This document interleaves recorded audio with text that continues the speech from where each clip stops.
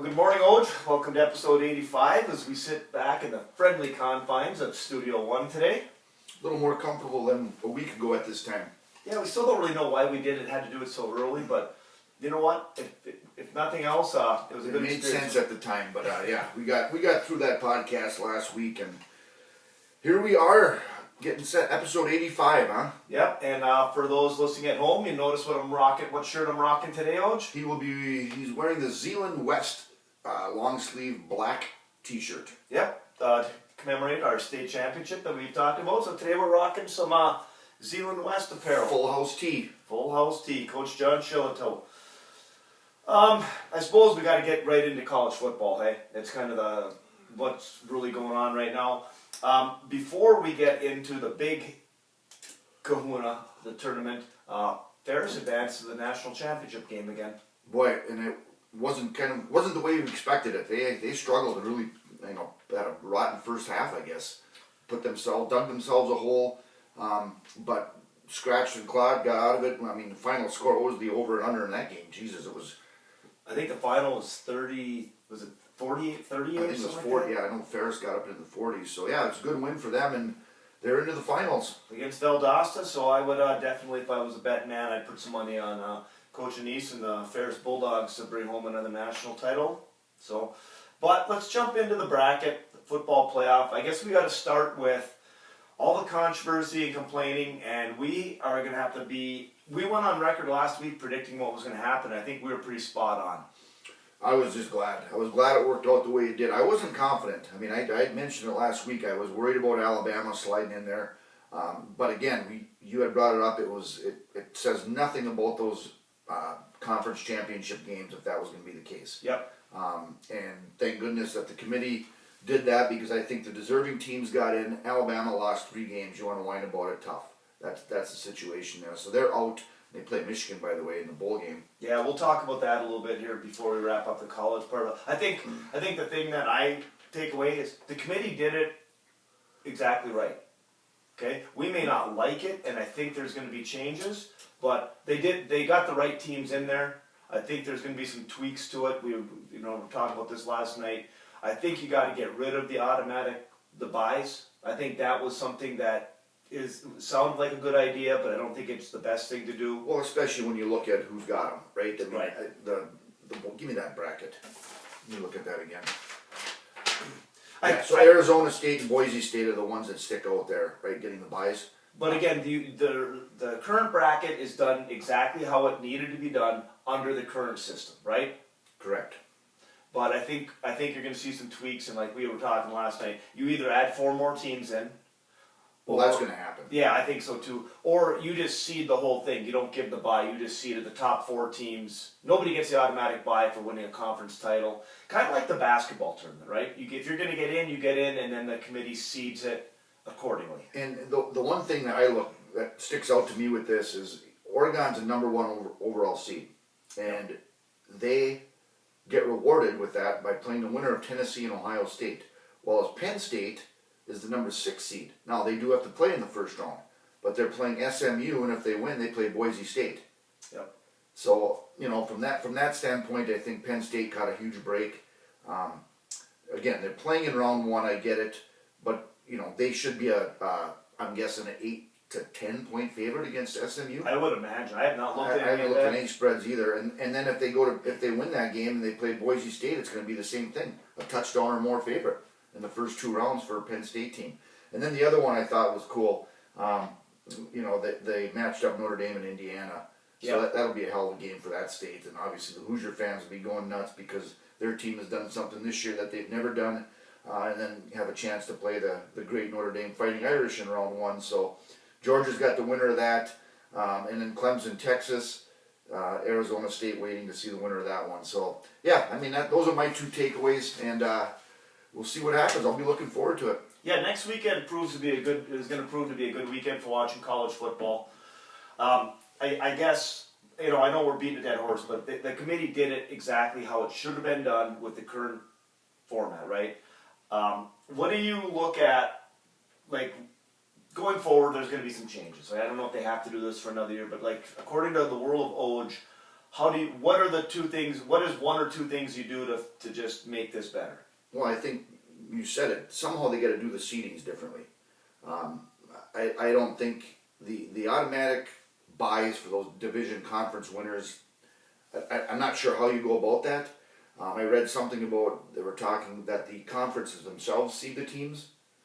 As far as the schedule goes, they put it on just the conferences. And how that compares with the other ones, I don't know, but it's going to happen. 16 teams is going to happen. I don't know if this was a 2-year deal with this system or what, but I think that'll solve a lot of the problems also. So I don't know. What's your thoughts? Well, I agree with that. Like, and I know we're talking about that right now. That you seed it with the top 12 teams, and the buys are for the top 4 ranked teams. I think you still have to give automatic bids to the conferences, like we're saying, that just to validate those games, right? But so you could possibly seed it, and then give the buys to the top 4 ranked teams. What about, like you just mentioned with the conferences? What about doing it kind of like what the NFL does? If you take the top 2 teams from each conference, top 3, whatever, top 2 teams, and then a couple at large, kind of like the wild cards. Right. I mean, we're kind of getting to that point, aren't we? I mean, if you have what do we have, 5 conferences, 5 major ones? Right. I mean, are you going to put the emphasis back onto those, kind of like the divisions in the NFL? Well, then, and the other thing is like Notre Dame still. Are they just going to continue to be number 5 because they don't have that conference? Yeah, and I think, I guess, and I'm still kind of a closet Notre Dame fan, but I think you still got to keep them out just because there's never a chance they're going to play in a conference, that extra game. Like if you were going to seed this year, right now, you look at Oregon is 1, probably correct, with Georgia 2, and then 3. I'd put Texas. Texas at 3, 4 might be Notre Dame. 5 might be Penn State. 6, then you're looking at Tennessee at 6, Ohio State 7, or vice versa. Right. So right off the bat, you're already down. Arizona and Arizona State and Boise are dropped probably below the top 8 seeding wise. So anyway, so it will be interesting, but I'm not completely ruling out going with the NFL model. Take the top 2 teams, right? You're playing that again, and then it validates that conference championship game even more, right? It puts an emphasis on that, so those 2 get in. But anyway, we'll be watching a lot of football next weekend. You want to move on? I guess we'll stick with college football, and you want to hit the Heisman, or do you want to hit your boy Bill? well, there's not a whole lot to say with the Heisman. I'm happy. I'm happy he got it. He, as much as he had that 1 week where he kind of rubbed us the wrong way. Well played. But for the guy, the thing about this guy is he wasn't a receiver that also played defense or a DB that also played receiver. He was elite at both of them. Right. If he only played one, he'd be probably a top 5 pick at that position. The guy played a lot of snaps and was elite at both positions, both sides of the ball. So he was deserving for sure. As was the running back from Boise in most years, but I just think you had to give it to the Colorado kid. And it's good to see it's not just a quarterback award, because I think he was the best player in college football, and Genty's not far behind. Like I said, if you're picking teams, Genty's going to be right up there as well. But it's nice to see. And again, I think it was also cool that it was a Colorado guy, because a lot of people have a bad perception of Dion, or at least they did. I mean, I think that perception's changed a little bit. People rooting against the Buffaloes, but best guy won it. Yeah, and the other part, how much North Carolina football have you talked over the last 10 years of your life? Not a whole heck of a lot. I was a little bit perturbed by Mac Brown. I like Mac Brown. Yeah, they didn't handle that very well at all. I don't think so either.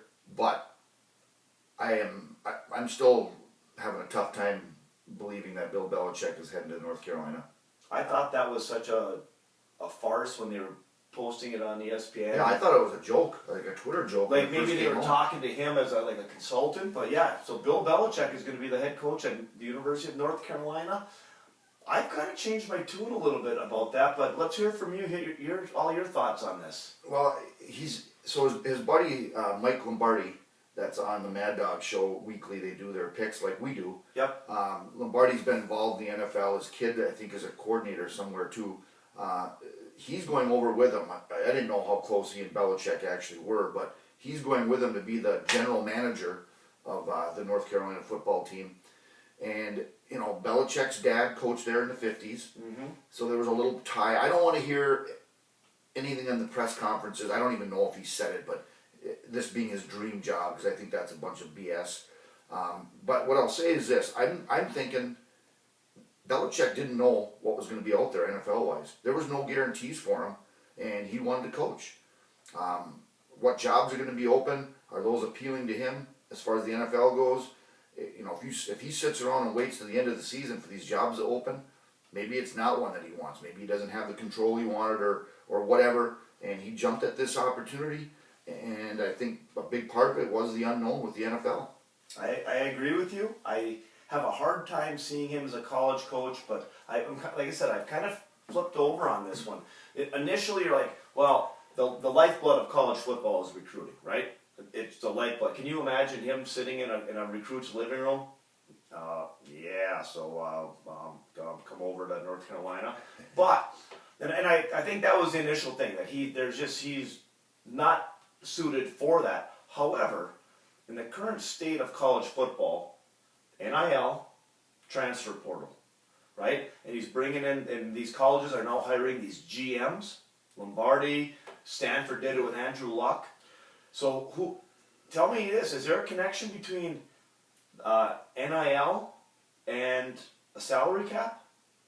Transfer portal, free agency? College football has never been more like the NFL than it is right now. So that's what I'm saying. I'm actually going to give him a fighting chance here to be successful from the administrative. He's going to have to bring in guys to be coordinators, right? I mean, he's going to have to bring in guys that are top-notch coordinators to play the college offense and defense. I think that's a given. But I'm not poo-pooing the idea that this idea with him as a head coach in the current state with the NIL, the transfer portal, and having a general manager and approaching it from that side, I think there's a chance. Well, you talk about him recruiting. I mean, if you're out there, whether he's at a kid's house or it's transfer portal kids coming in, whatever, talk about a guy that, I mean, just demands respect as far as if you want to play NFL football, you want to go to the next level, what a better guy to have lead you that way, right? I mean, Bill Belichick, and that part alone should bring in some studs to North Carolina. And everybody talks about what a sleeping giant that program has been. I don't know.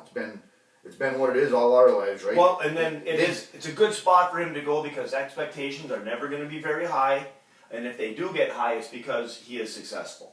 I didn't even know this. Lawrence Taylor was North Carolina. I did know that. And the other one that I thought of too, Hall of Famer out of there, was Julius Peppers. Yep. Played basketball also, right? He did. So that'll be interesting as hell. And I think, you know, it's like I said, we're talking North Carolina Tar Heel football right now, which, you know, and so is everybody else. So it'll be interesting to see.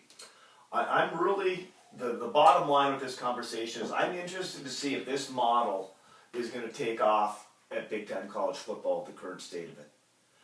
The idea of having a general manager in your athletic department for football is kind of crazy, but at the same time, it's maybe you're out in front of what's going down and now you have people managing it, right? It's the same thing with the front office of an NFL team, right? You have these NFL, NIL collectives and managing that money and then transfer portal stuff. So I'll be interested to see how he does recruiting. You're going to see him on the sidelines of high school football games on a Friday night. Hey, and judging by his that chick he's hanging out with, he knows how to recruit young people.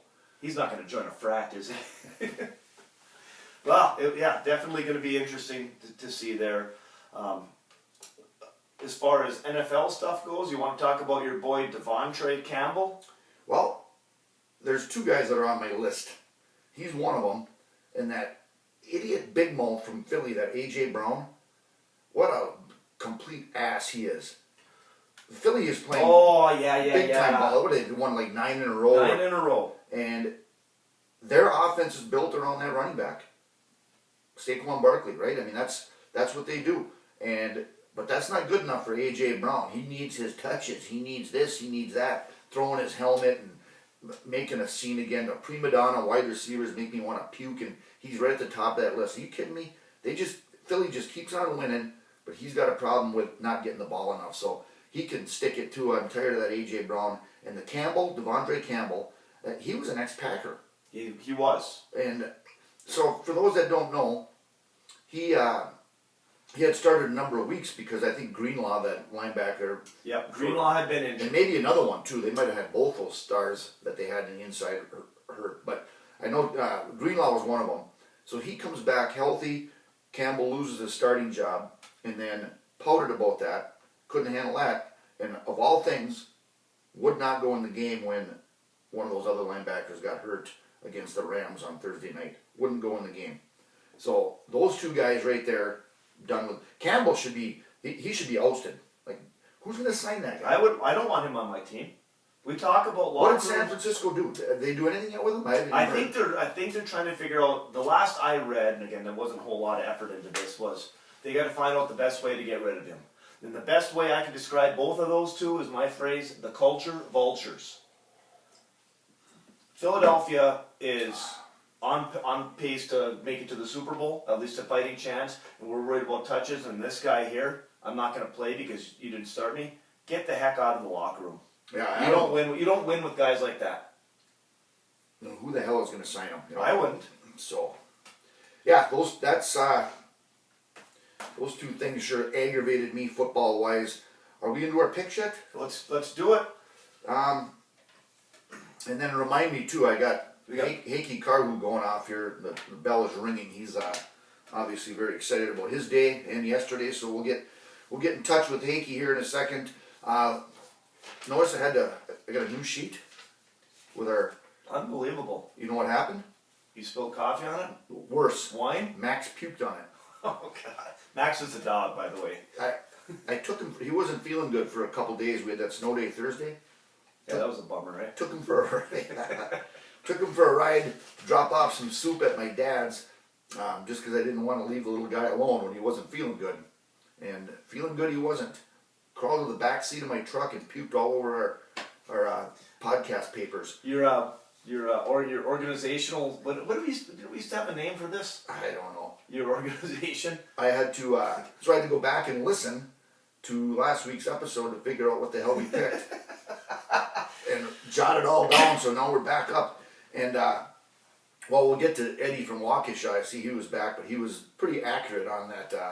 That little section last week was rough on our part. The picks. On my part. Yeah. Oh, man. The pauses and we'll get to that. Anyway, you were 2-1, and that's me being kind again because you pushed. Yeah, there was The Dolphins and the Jets. The Dolphins in overtime. Yeah, too. they won by 6 in That one, overtime. that annoys me. The Dolphins are moving down my list, and you got to beat the Jets. But anyway. And then the Bills.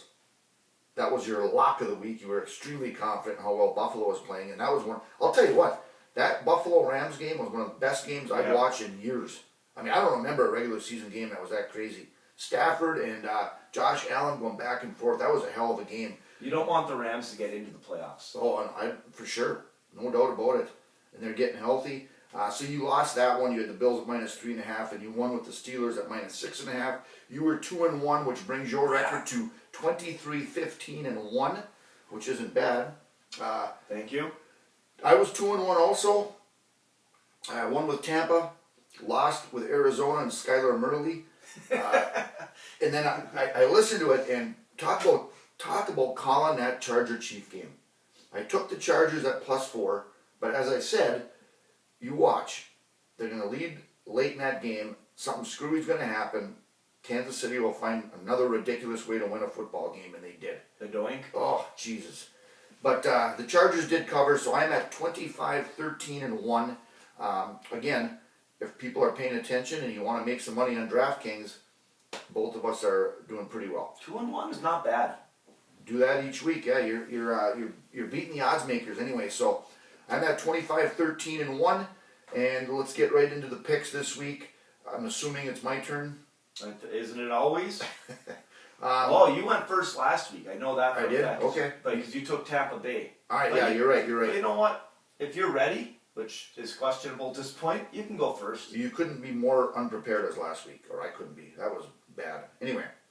We're battling the elements as well. Oh my God, the Bengals. Well, I got to do it. They were at 5.5. Now they're at -6. I think Cincinnati's going to continue rolling after that epic victory they had over the Dallas Cowboys last week. We don't need to discuss that any further. Cincinnati, Joe Burrow goes to Tennessee. They are at -6 today. I think they get the job done, win by a touchdown or more. That was one of my picks as well. I'm going Denver. I got Denver. I got them at 4.5, and they're playing Indianapolis. Denver's actually been playing pretty decently. That game has a lot of playoff implications. Not that I'll watch it, but And I got to be honest, I have not watched 1 second of Denver or Indianapolis, but I do like Denver right now. Indy's not very good. -4.5 is what you get Denver at, so you won't have a push on that one. I'm going to go down, stay with my boy Jimmy Harbaugh. Coach Harbaugh's crew is -3 at home against Tampa Bay. I think they bounced back after that screwy loss last week to Kansas City. Both teams are playing for something obviously there, but I think San Diego, LA Chargers get it done at -3. Okay. The only way we are going to get Kansas City to lose games is if we start picking them, right? Right? I mean, they are so due to lose. They have won every which way you can. So I'm gonna give them the kiss of death today. I'm gonna take them. I got them at -4.5, and they're playing Cleveland. Chances are Cleveland will have a lead late. Kansas City will get a call and kick a field goal to win it, though. You know that, right? Or a little bit of safety, yeah, some goofy thing. But the only way we're going to get the Chiefs to lose is if I start picking them. Well, they are. How about that Ravens-Giants spread? 16.5. Holy crap. I'm not touching that. I'm going to go down, I think, boy oh boy. I'm going to take Houston at home. That's going to be a hell of a game, I think. I think the Texans will get the job done and win by a field goal. They're a 2.5-point favorite against the Dolphins. So give me Houston -2.5. Okay, and I got a couple here at the end, Oj, that I'm not sure on. You already got your 3 done, right? I'm done, yep. The 3 I'm toying with is I like Arizona against New England, and your boy Skyler Murray. Murley, yeah. Murley. What about that Bills-Lions game? Bills are 2.5-point underdogs at Detroit. Detroit is just banged up beyond belief. And then the other one I like the Packers at Seattle. Well, take one. I'll take the Pack. 2.5 at Seattle. That's tonight, huh? That's the tonight game. Somebody's off the steps past the ungodly hour of 9:30. Well, the only thing that helps is when they actually win. Unlike last week when I watched the Cowboys till ungodly hour. Yeah. Interesting note too on the Bills-Lion game. I heard this on the way down here. If Buffalo scores 30 points or more today, they will break the all-time NFL record for most consecutive games scoring 30 points or more. I would take that. I mean, the Lions' defense is so beat up right now. Yeah, well, the Lions, that's the thing. Detroit is really grinding and pounding the ball because they got to keep that defense off the field, you know. Yeah. So I think there's going to be a lot of Swift and David Montgomery action to keep that keep the Buffalo offense off the field. So potential Super Bowl preview in Detroit, yeah, it'll be interesting. So And maybe Detroit should be running the full house tee. Here's a little note here from Heikki Karhu. He wants to make sure that everybody realizes he was plus 151 yesterday and plus 80 for the week. Really? Yeah, so that's a good week for that boy. Are we drinking, are we butter shots? Is he Butterbuds? Butter buds? That's when he mixes butterscotch schnapps with Budweiser. Yeah. Yeah, that's What did I call it? butter shots. Yeah, butter. He mixes the butter shots with the Budweiser. the Budweiser, yeah. Yeah. Anyway, Heikki, he is all over a couple things this week. He likes Baltimore to win 31-6, the Vikings to win 24-17. He's teasing those games, so he's got Baltimore, teased them down a little bit. So that's his big pick. His largest, so he's got Baltimore at -9.5, the Vikings at -2. So he's teased those down and says they're just complete locks. So if anyone is following or fading, the great Heikki Karhu, that's his suggestions for you today. Tease Baltimore and the Vikings, and he's giving you final scores at 31-6 and Vikings 24-17. And it always goes a little better with a butterball? Butter buds. Butter buds. Yeah. Yeah, so. All right, Copper Country Sauna is the premier sauna builder in the Keweenaw, led by two brothers-in-law that share a passion for saunas and want to provide custom saunas to the Copper Country residents. When you are ready to throw some water on the rocks, visit our website at coppercountrysauna.com or give us a call at 906-281-9427. Okay, let's get a little Northern Arizona Lumberjack update. Kind of a light week for them. They had the one game they played yesterday at Pepperdine. Yeah. Do you know where Pepperdine is? California. Yeah, but do you know where? No. Malibu. Heard it's kind of nice there. That's what Charlie Harper says on 2.5 Men. But there were some wildfires there. So anyway, but they played at Pepperdine. Northern Arizona was down 2 at half, and ended up falling at the end by 10 to Pepperdine. Our boy Trent McLaughlin had another big day. 26 points, 7 3-pointers. Yeah, we weren't able to watch that yesterday. I watched part of it before I met up with you guys, but I watched the first half. Carson Tout, 16 and 16. It's a good. He's been playing pretty well for them. Rebounding wise. He's one of the best. Putting up some numbers. Yeah, that's it was another winnable game. That conference game too, right on the road. It was not. That's not a conference game? I don't believe so. Oh shoot, I thought they were in there. I don't think so. Okay, well, non-conference, and it's even better. Yeah, I think they have one more non-conference game next Saturday against Southern Utah. And then the conference schedule gets rolling. So, yeah, I'm sure Coach Burkhardt wants to start closing these out a little bit. We talked about that earlier in the year. Going to be a lot of fourth quarter type games for them. And yesterday was another one.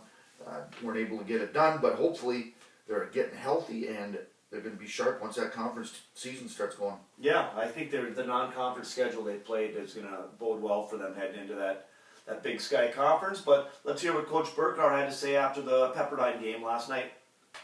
So, Oj, a couple weeks ago we talked about this new part of our podcast here. Is we're kind of going back and forth with doing interviews, and then we're going to talk about some discussion topics with the book, Mike Greenberg's book, Got Your Answers. We talked about a top 10 list that he had there. I think that was 2 weeks ago. And we're going to do another one this week. And then today, from the book Got Your Answer, is going to be the top 10 dynasties in sports. And again, this is probably a good water cooler talk as far as what teams dominated the most. Here's what Greeny and Hembo came up with. Number 1, Bill Russell's Celtics. Number 2, Casey Stengel's Yankees. Number 3, Vince Lombardi's Packers. 4, Michael Jordan's Bulls. 5, Jean Beliveau. Canadiens. Is that how you say that? Jean Beliveau. Yeah, I believe so. Yeah, we have no idea. 6, the Steel Curtain. 7, the Showtime Lakers. 8, Mike Bossy's Islanders. 9, Joe Torre's Yankees. And number 10, Steph Curry's Warriors. So those are, according to Greeny, the top 10 sports dynasties of all time, and we'll go through and we're not going to do a top 10, but we'll kind of pick our top 3 and what we think here and why. I tried to go through this and see if there's a team that would have jumped out at me that should have been on this list, and it's hard to take one of these out of here. I agree. Pretty accurate. Obviously, the hockey ones we don't really pay much attention to. No, but 1956 through 1971, Jean Beliveau's Canadiens, 10 titles. Yeah. So, hard to argue with that. I would have loved to somehow slide those 90s Cowboys in there, but they needed to win that one more. They needed one more, and they lost that damn game to San Francisco. It's just, I don't know. I don't know where else you go with this. If Curry's Warriors are 10th, that's 4 titles from 2015 to 22. Maybe some rearranging of the order. I don't know. Well, are those your top 3? Same as his? Well, they're all old, right? I mean, those are old titles. So I guess the argument would be for us in our era that the Bulls from 91 to 98, I'd love to move those in there somewhere. I'm not sure how you move them out though. I don't know if you move the Packers out of there. I mean, I don't know how you do anything different. I honestly don't. I know that's not good radio, but I don't know how to do anything different than this. It seems accurate. I can't think of one team that should be added to this list, and I can't think of one that should be taken out. So there. I think that's a pretty good list there. I think the Celtics, Bill Russell's Celtics, is the most dominant dynasty of any sport. I think that one. I think that's one, and I think the other ones are a notch below that even. That what they did in that era was unbelievable. Well, okay. Here's one that just popped in my head. What about UCLA? I think these are professional ones. All pro? I believe so.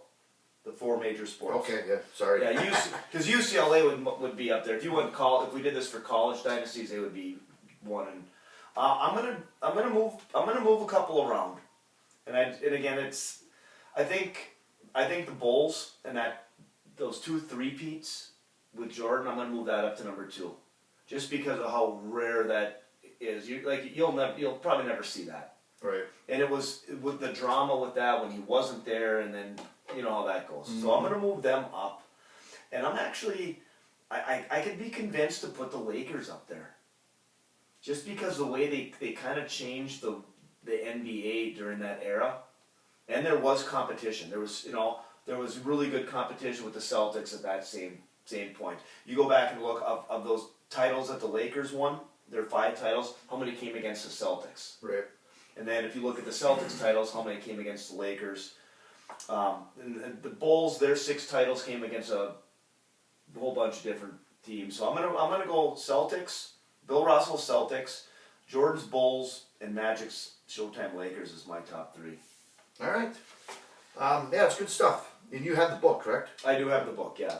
So we'll keep throwing some of these out there. I find this stuff interesting. You know, if people want to argue with us on it, that's fine. But maybe we'll get Greedy on the show someday.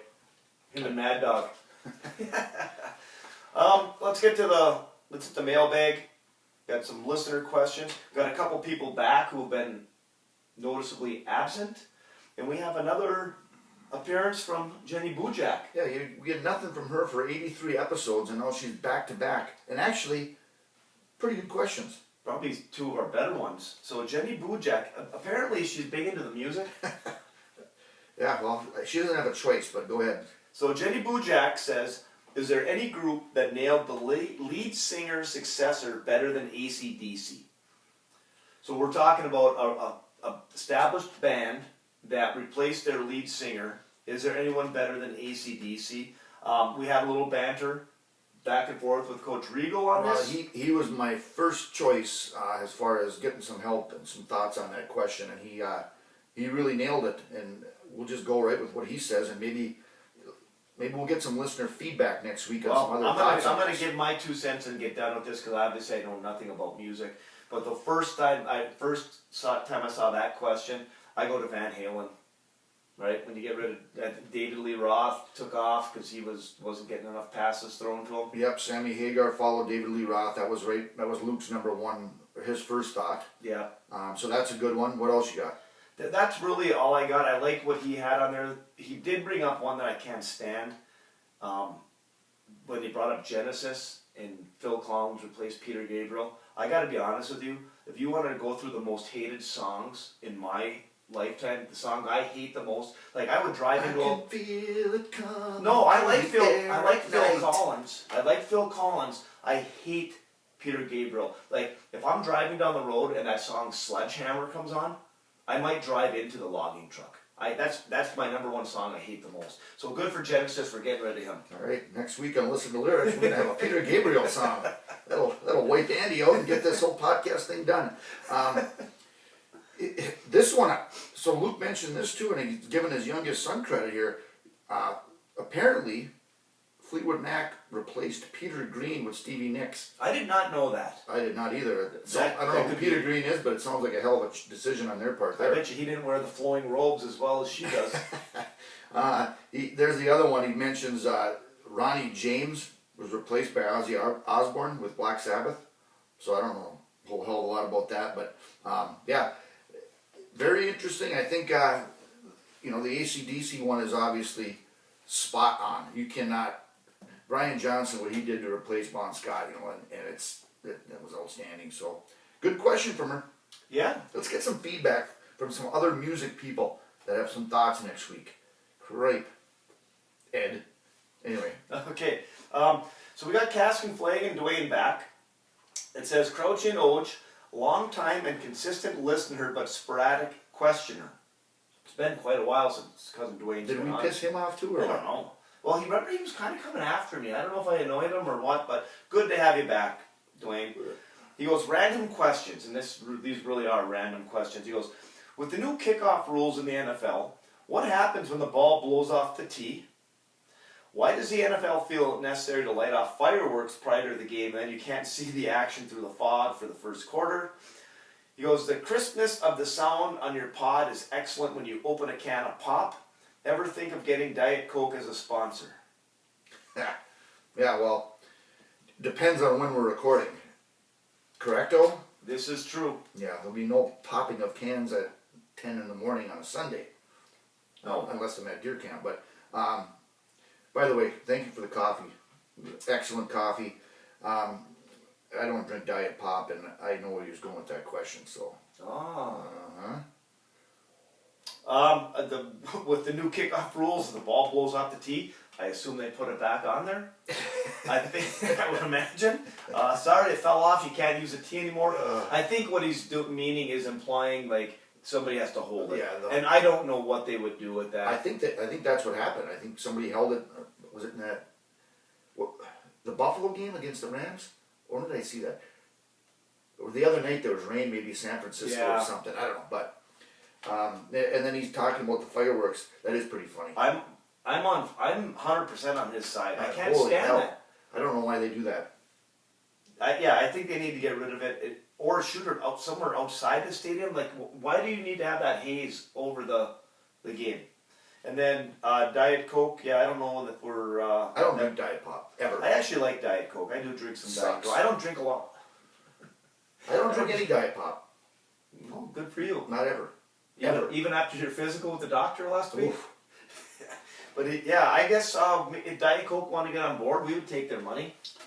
But neither one of us are big pop drinkers. No, it's good to hear from Caskin Flagon, though. I don't know, like I said, speaking of all these guys, whatever happened to Jerk Chicken Paul, LOA Paul, or whatever the hell, he's gone? I don't know, is he still pissed about that whole tech thing? Yeah, I don't know. He was consistent. Is he traveling around the world or something? I don't know. It's, you miss those regulars a little bit. But anyway, speaking of regulars that has been pissed off because we haven't heard from him in a while, old Ed from Waukesha. Number one, he's right after you. Crouchy, what is your problem with soccer? Over the last 80 episodes, you have made multiple comments bashing that sport. What gives? As a father of 2 soccer players, I'd like to get some perspective from you on that. It's probably because you're a football guy. There's nothing better than getting up on a Saturday morning, having a coffee, and turning on the Premier League on USA. He is full of it. I'm sure you've noticed, but what is that? Caskin Flag and Dwayne. Oh, Caskin Flag and Dwayne and I have taken a break from you two. That is odd. Now how they're both back at the same time? I thought they were competing for the villain role. Can they communicate? Do they have... Rotary phones. They don't have each other's cell numbers. I have no idea. Well, what are the odds that he puts this question out there at the same time Caskin Flagon is back? Yeah, I think they're in cahoots. Something's going on here. I think they're in cahoots, Oj. We'll have to monitor their behavior. So, yeah, they've taken a break from us, which, whatever. We decided to jump back in. How in the hell did they figure this out? We've decided to jump back in because it's very evident that Oj is reverting back to his old self. And, Crouch, you need some help with the pod. Between Oj's mumbling, excessive dead airtime, and the overall lack of being prepared, we both noticed that you need a hand. What is your biggest regret as a player or coach that if given another chance, you would have done differently? So it finally gets to an actual question down there. As far as me mumbling and excessive dead airtime, I told you I listened to last week's picks to try to figure out what the hell we did because Max puked on the last one. And he is spot on accurate. I was babbling. I thought the thing stopped for a while. It was like 10 seconds of nothing. I don't even know what I was looking at. So, I'm not going to apologize, but he is accurate with all of that. And like I said, I was a little more prepared when I had to be. When Crouchy wasn't, I had to step up, but now I'm back to putting very little time into this whole thing. Okay. My problem with soccer, it's flat out boring. It's flat out boring to watch. I don't hate soccer, but I will not watch soccer. If you have your kids playing in it, I'm sure it's a lot more exciting to watch. But Not really. yeah, I don't. My kids never played soccer. I think soccer is actually a great game for conditioning and teaching kids to run. I think it's an awesome thing for that. But yeah, I just don't watch soccer. I never got into it. I just think it's boring, and then every game ends up 1-0. The penalty kicks are kind of exciting, but I don't like. It's just I'm not excited to watch it. I don't think Ed is either. I think he's lying. I don't think he watches No. Premier League on USA like he's saying. I think he watches it from his car with a flask. Yeah. Yeah, I don't know. What about when those girls take their shirts off and slide across? You like that at all? Not into that kind of thing. Yeah, I don't know what else. Oh, the question at the bottom. What is your biggest regret as a player or coach that if given another chance, you would have done differently? You're up first. The one that you could go through, you could write books on these ones, right? As far as things you look back on. But the one that was a player that always just rubbed me the wrong way was when we were playing in state championship game, and I think we either had the lead or the game was tied, and I threw a pick down by the goal line. Threw a little slant route, got tipped, picked off, we didn't score, we ended up losing the game. I don't know if it would have had a big impact on it, but I always figured if I gave it a little pump fake and let the guy clear a little bit more, maybe we scored. But that one annoyed me. Yeah, the missed free throw on that noggin. That was that one I think about as far as playing. Love to have that shot back with all those fans sitting right there. All those jackasses from Montreux took off at the bleachers. We talked about that with Dick Franti. Yeah. So that sucked. And the one that sticks out to me, and I still think about it, is it's the last offensive play I called as a coach when I put Scotty in a bad spot against Glen Lake there late. We tried to throw a fade against that cover 2, and it didn't work, and Glen Lake picked the ball off, and we had a chance to advance to the state semifinals in that game and didn't do it, and I wish there was about 12 plays I could have called better than that one at the time. So there you go. Yeah, and I think back to, and I don't even remember exactly what game it was, but I remember one time it was at the end of the game, and we either needed a touchdown or a conversion to, maybe we're in overtime even, and we ran a play and as soon as I called the play, we're breaking the huddle. I'm like, if we run a boot right now, we walk in the end zone, and we either were out of timeouts, and I just remember that, like, man. And I knew they were going to line up the way they did. We ran some type of play to the side, and I think if we would have called boot, I don't think the quarterback would have had to throw the pass. I think he would have walked in. So. Yeah. Thanks for bringing up those wonderful moments of our playing and coaching career, Ed.